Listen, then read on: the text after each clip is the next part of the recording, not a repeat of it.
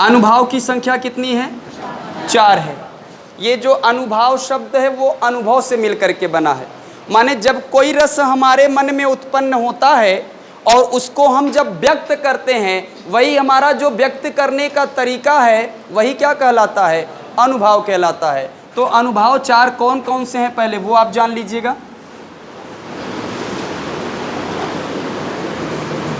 इसमें से एक है आहार्य, दूसरा है वाचिक या मानसिक,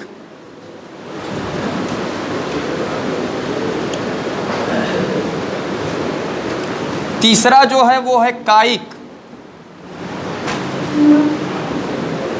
और चौथा जो है वो है सात्विक। इसमें इंपॉर्टेंट ये है और ये अनुभाव का डिफिनीशन, ये तीनों इंपॉर्टेंट नहीं है। अब देखिएगा, यहाँ जो आहार्य का मतलब होता है वो होता है वेशभूषा।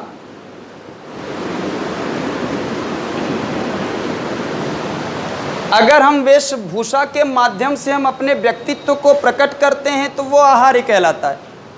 आपको बताएं, बहुत समय पहले एक मूवी आई थी फूल और कांटे। फूल और कांटे में जो अजय देवगन की हेयर स्टाइल थी, बाद में चल कर के युवाओं द्वारा उसे कॉपी किया गया। तो जब उस हेयर स्टाइल को अजय देवगन ने पहली बार अपनाया था तो ठीक इसके पहले वाली घटना उन्होंने संपन्न किया था, जो कि था विवाह। उस घटना को देखने के बाद लोगों ने ये अनुभव किया कि ये हेयर स्टाइल मेरे ऊपर भी बेटर लगेगी, और हमने उसे अपनाया। तो हमने क्या किया? अनुभव किया कि ये बेहतर लगेगी, इसीलिए ये अनुभव हुआ। बाद में इसी कैटेगरी में तेरे नाम आया, सलमान खान की हेयर स्टाइल। फिर इसी कैटेगरी में हनी सिंह आए हैं, that is the kind of मुर्गा छाप, ऐसे कंगली की तरह खड़ा रहता है। तो जब वो पहली बार अपनाए थे तो वो विवाह की घटना थी, और उसके बाद जो हम लोगों ने कॉपी किया वो क्या हो गया? वो अनुभव हो गया। वाचिक और मानसिक क्या है वो जान लीजिएगा। आप लोगों ने सुना होगा, कुछ दिन एक घटना घटी थी कि वाराणसी में एक फ्लाईओवर गिर गया था। फ्लाईओवर गिरा था तो इसका मतलब यह है कि कुछ तो ऐसे लोग रहे होंगे जो फ्लाईओवर के ठीक नीचे रहे होंगे, कुछ ऐसे लोग रहे होंगे जो फ्लाईओवर के ठीक बगल में थे, और फ्लाईओवर उनके सामने डिक्लाइन होता है, पतन होता है, गिर जाता है, और कुछ ऐसे भी रहे होंगे जो थोड़ा दूर रहे होंगे। तो जब फ्लाईओवर यहाँ गिरा होगा और जो एकदम बगल में था उसके अंदर अचानक डर पैदा हुआ होगा, और उस डर का एक्सप्रेशन क्या रहा होगा? उससे पूछेंगे भैया क्या हुआ ना, साइलेंट मोड में चला। जानते हैं इतना वो टेरराइज है कि he is unable to explain कि what happen in front of him. उसके पास, उसके सामने कौन सी घटना घटी वो बता नहीं सकता, वो डर गया है। और उसके न बताने का अंदाज ही मानसिक स्थिति को प्राप्त हो जाता है। और जो यहाँ है वो जाकर के बताएगा इस घटना को कि नहीं, गिर गया था, हम तो बच गए थे। और अच्छा, जो थोड़ा दूर रहते हैं,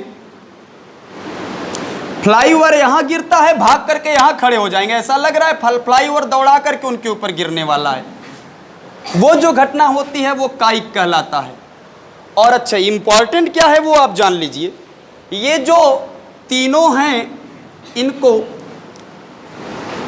एक कैटेगरी में बांटा गया है, इनको ऐच्छिक अनुभाव कहा जाता है। और ये जो अंतिम जो बचा है इसे अनैच्छिक अनुभाव भी कहते हैं। और यहाँ से पहला प्रश्न जो उठता है कि सात्विक अनुभाव की संख्या कितनी है, तो 8 होती है। तो यहाँ ये केयर करने की जरूरत है, यदि आपसे पूछे कि अनुभाव की संख्या तो 4, लेकिन अगर वो कहे कि सात्विक अनुभाव की संख्या तो आपका जवाब 8 होना चाहिए।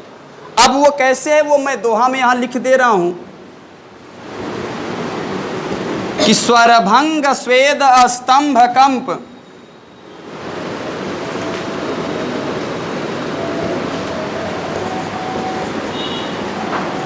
और रोमांच विवर्णता,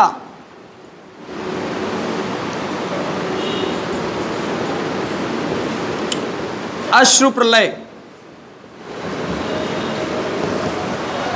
ये जो 8 आपके सामने मौजूद हैं, 1 2 3 4 5 6 7 8, ये जो 8 आपके सामने मौजूद हैं, इस पर आश्रय का कोई वश नहीं होता।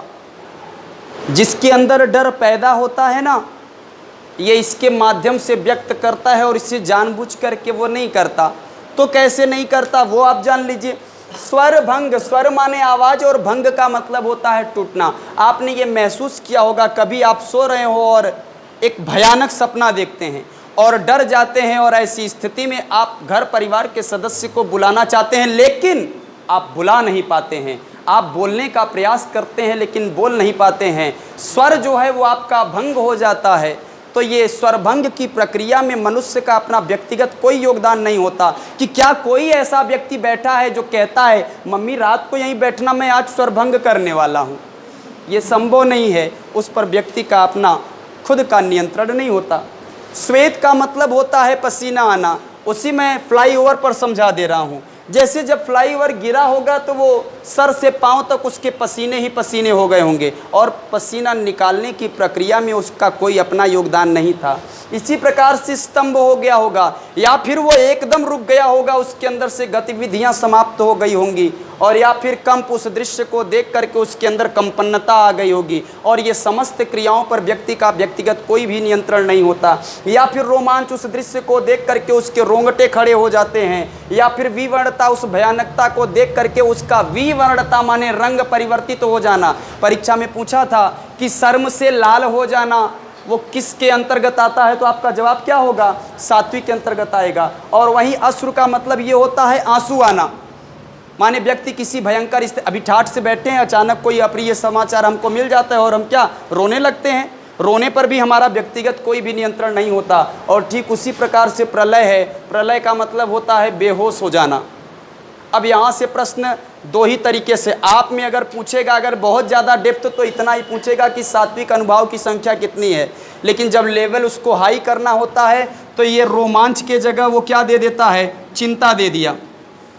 ऑप्शन ए चिंता, बी विवर्णता, सी अश्रु और डी प्रलय। और आपसे पूछेगा निम्नलिखित चारों विकल्पों में वह कौन सा विकल्प है जो कि सात्विक अनुभाव के अंतर्गत नहीं आता, तो आप कभी भी किस पर टिक लगाते अगर ये पता न होता तो?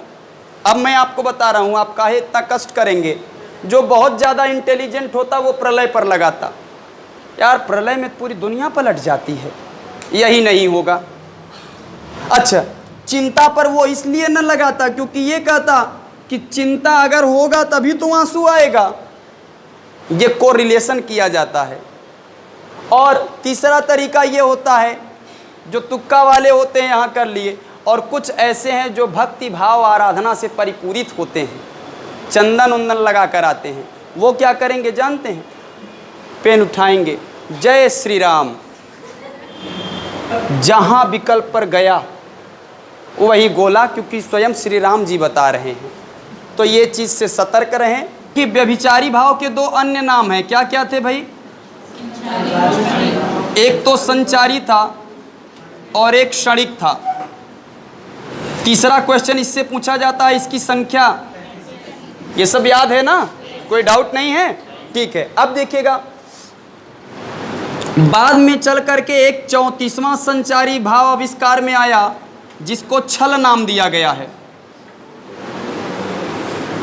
लेकिन यदि आपसे ये पूछा जाए कि व्यभिचारी, संचारी या क्षणिक भाव की संख्या क्या है, तो जवाब में केवल 33 होना चाहिए। 34वां लगाने की गलती मत करिएगा। ये तो सिर्फ इंफॉर्मेशन के तौर पर मैंने आपको बता दिया है। अब प्रश्न ये उठता है कि क्या ज़रूरत थी इसको क्षणिक भाव नाम देने की, व्यभिचारी भाव नाम देने की? तो उसके पीछे वजह ये है कि ये भाव ऐसे होते हैं जो हर पल व्यक्ति के मन में आते और जाते रहते हैं, बदलते रहते हैं। जैसे बारिश में आपने देखा होगा कि छोटे छोटे बुलबुले बनते हैं, टूटते हैं, बनते हैं, टूटते हैं, बनते हैं, टूटते हैं। दूसरा प्रैक्टिकली जान लीजिए, आप कभी 2-3 साल के बच्चे को अगर आप सोते हुए देखें तो आप देखेंगे कि अचानक उसके माथे पर सिकुड़न आ जाएगी, वो सो रहा है, फिर आप देखेंगे कि सिकुड़न हट जाती है और रोने जैसा मुख बन जाता है। फिर आप देखेंगे वो सो रहा है लेकिन मुस्कुरा रहा है। इसका मतलब ये है कि कोई न कोई ऐसा भाव है जो उस बालक के मन में आकर के उसके मुखमंडल रूपी आभा पर विकृति उत्पन्न कर रहा है और फिर वो चला जाता है और एक नवीन स्थिति उत्पन्न हो जाती है। तो यही स्थिति क्या कहलाता है? संचारी भाव। तो संचारी भाव इसीलिए कहा जाता है क्योंकि ये मस्तिष्क में हर समय संचरण करता रहता है, गतिशील अवस्था में रहता है। Doubt clear? करुण रस, मैं दोहा का एक्सप्लेनेशन नहीं करूँगा क्योंकि दोहा का एक्सप्लेनेशन करेंगे तो इसका जो है ड्यूरेशन बढ़ जाएगा। सिर्फ हम एग्ज़ाम ओरिएंटेड बात करके आगे निकल जाएंगे। करुण रस की अगर बात की जाए तो इसकी अस्थाई भाव क्या होगा भैया? और इससे ज़्यादा प्रश्न आपसे नहीं पूछा जाएगा, लेकिन कभी कभी जैसे अभी आपको दिया गया है एक और अजगर लखी एक और मृगराय पंक्ति दे दिया और आपसे पूछा कौन सा रस है, तो होता क्या है? करुण अर्थात दुख। दुख की स्थिति कब उत्पन्न होती है? दो कंडीशन होती है, या तो हमारे पास कोई हमारी प्रिय वस्तु है इसको कोई छीन ले जाए, और दूसरी स्थिति होती है कि जब हमारे आसपास में हमारा कोई प्रिय दुनिया छोड़ करके चला जाए तब भी हमको जो स्थिति उत्पन्न होगी वो क्या कहलाएगा? करुण रस कहलाएगा। तो एक चीज़ ध्यान रखिएगा, जैसे हमारे पास ये पेन है और उसके बाद कोई छीन करके ले गया, ये करुण होगा। और हमारे पास पेन था ही नहीं और 3 दिन से मैं रो रहा हूँ हमारा पेन चोरी हो गया, ये सिर्फ हास्य का विषय है। ऐसे सवेरे उठे और मम्मी से चिल्लाने लगे हमारा हेलीकॉप्टर कहाँ गया जो रखा था, वो कल तो आए थे दिल्ली से। मम्मी हंसेंगी, पागल हो गया है, संतुलन बिगड़ गया है।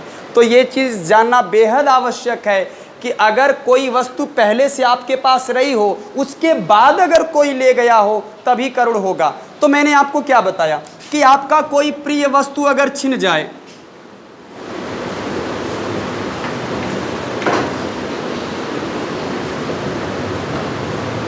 दूसरा कंडीशन, अप्रिय वस्तु छिन जाए या किसी की मृत्यु हो जाए तब। अच्छा, किसी की मृत्यु हो जाती है तो करुण की स्थिति में आ जाते हैं हम लोग, शोक मनाते हैं, दुखी होते हैं, और जब अत्यंत दुखी होंगे तो हाय हाय करते रहते हैं भैया कैसे मिलेगा दोबारा, और इसी सिलसिले में वो क्रम जारी रहता है। फिर हम उसके बाद बड़ा दीनहीन कमज़ोर हो जाते हैं। यही निष्कर्ष निकलता है एक्चुअल में क्या? करुण रस में। और ये वही मूल मंत्र है जो पंक्ति में आना मुख्यतः अनिवार्य है। अगर किसी पंक्ति में इनमें से कोई सदस्य आ गया हो, इनको देखिए और करुण लगा दीजिए। मैं ओरल बोल रहा हूँ, चाहे अर्थ आता हो या ना आता हो, आप तुरंत बताएंगे इसमें करुण रस है। आपको पता है कि महात्मा गांधी का जब वध कर दिया गया था, किसके द्वारा किया गया? नाथूराम गोडसे के द्वारा कर दिया गया। सबसे ज़्यादा दुखी जो है मैथिली शरण गुप्त हुए थे। वजह यह थी कि मैथिली शरण गुप्त को उन्होंने राष्ट्र कवि की उपाधि दी थी, तो उनके मरने पर सबसे ज़्यादा वही दुखी हुए। और उन्होंने लिखा है इनके दुख को व्यक्त करते हुए कि हाय राम कैसे झेलें अपनी लज्जा अपना शोक, गया हमारे ही हाथों से अपना राष्ट्रपिता पर लो। कौन सा रस होगा? क्यों होगा? हाय आया है और अंत में शोक आया है। ठीक है, अब देखिएगा दुखी की स्थिति। और देखी सुदामा की दीन दशा करुणा करके करुणा निधि रोए, और पानी परात के हाथ छुयो नहीं नैनन के असुए पग धोए। तो देखी सुदामा की दीन दशा करुणा करके करुणा निधि रोए, रोना विलाप करना चिल्लाना,